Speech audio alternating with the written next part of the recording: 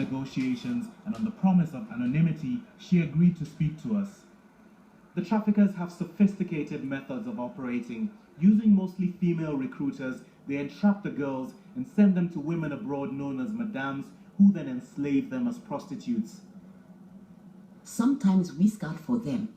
Sometimes they look for us. Some of them, their parents encourage them. They say, "You are here, loafing around, doing nothing. Why don't you go abroad and make money?" We get the passport for them. The madams can say, "We need 3, we need 4. It depends on how many she wants. At times, I get $300 to $500 per person. Some women who get caught in this web are locked in houses either in Nigeria, in transit to Europe, or in their destination countries where they are put through a form of training. The regional head of Nigeria's anti-trafficking agency, NAPTIP, explains how it works.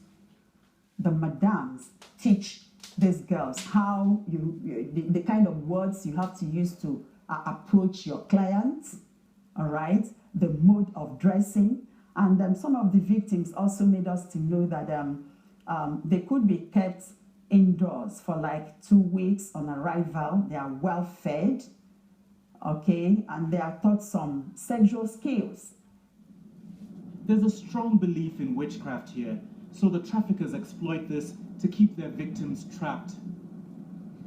We take them to see native doctors. They make them swear that when they get there, because it is our money we are using to take them there, that they will pay.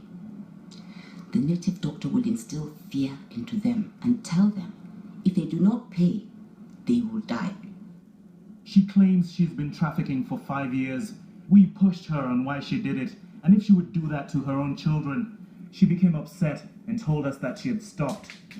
I went into it because of the money. I feel bad. I would not even allow my children to do that.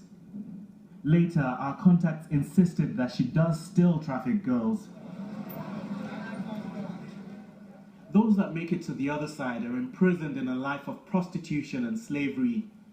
Their traffickers demand tens of thousands of pounds before they're supposed to regain their freedom. When I got there, the first thing they took from me was my passport.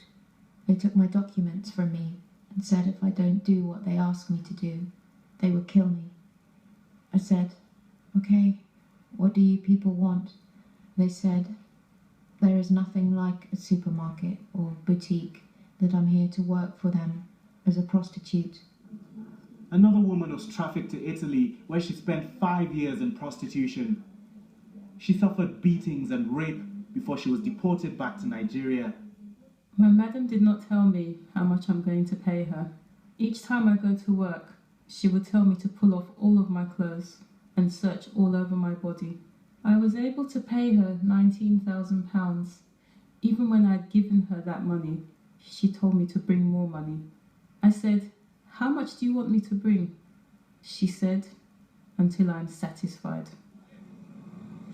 The government has joined NGOs in getting serious about fighting trafficking, but the web is so entrenched that it's difficult to untangle. The challenges of life in Nigeria push many to seek success abroad, creating the perfect conditions for traffickers to exploit. A few victims are fortunate to eventually break free and return home, but the damage done to them remains haunting, possibly for the rest of their lives. Tomi Oladipo, BBC News, Benin City, Nigeria.